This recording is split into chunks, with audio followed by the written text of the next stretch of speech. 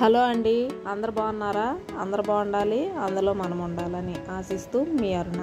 ఇది ఇడ్లీ పిండి అది నైటే కలిపేసుకొని పెట్టేసుకున్నాను. నెక్స్ట్ డే మార్నింగ్ ఇడ్లీ పాత్రలో కాకుండా ఇలా ఆయకుడుం పాత్రలో అరిటాకు వేసుకొని ఇడ్లీ వేస్తే ప్లేట్ ఇడ్లీ, తట్టె ఇడ్లీ అంటారు చూడండి, ఆ మాదిరిగా బాగా వస్తాయండి.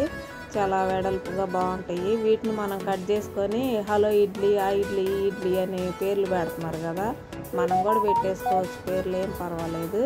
ఇలా ఆయకుడుం పాత్రలో వేసేసి తర్వాత మనకి ఇష్టం వచ్చిన షేపులు కట్ చేసుకుంటే సెట్ అయిపోతుంది. ఒకసారి ఇలా కూడా ట్రై చేయండి. ఇద్దరు ఉన్నారనుకో 2 ప్లేట్లు వేస్తే సెట్. 4 ఇడ్లీస్ లాగా 4 ముక్కలు కట్ చేసుకుంటే సరిపోతుంది. నేను రెగ్యులర్గా అరిటాకు ఉన్నప్పుడల్లా ఇలా చేస్తూ ఉంటాను.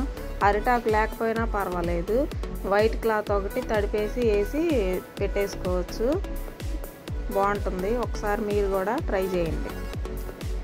ఇడ్లీ సేమ్ ఇడ్లీ యాస్టీజ్ 3 గ్లాసులు రవ్వ, 1 గ్లాసు మినప్పప్పు 6 గంటల ముందు నానబెట్టుకొని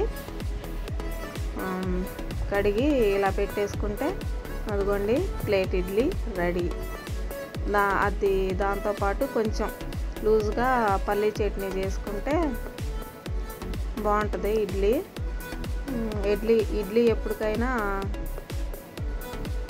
ఎవర్ గ్రీన్, పాతకాలం నుంచి వచ్చేది. ప్లస్ ఇప్పుడైనా అన్నిటికీ ఇడ్లీ అయితే సేఫ్ కదా దేనికైనా. అదిగోండి అలా ఉడికిపోయి అరిటాకు వేస్తే డిఫరెంట్ ఫ్లేవర్ వచ్చి చాలా బాగుంటుందండి. అరిటాకులు అవైలబుల్గా ఉన్నవాళ్ళు ఒకసారి ట్రై చేయండి. మన ఛానల్ని ఫస్ట్ టైం చూసినట్లయితే సబ్స్క్రైబ్ చేయండి. ఒక సబ్స్క్రైబే కదండి, చేయండి, మంచి వీడియోస్ వస్తాయి. మన ఛానల్లో కుకింగ్, స్టిచ్చింగ్ అన్నీ ఉంటాయి. అందుకని మన ఛానల్ని సబ్స్క్రైబ్ చేయండి, లైక్ చేయండి, షేర్ చేయండి. అంతే అండి video. Thank you for watching. Bye. Chinnu bye చెప్పు.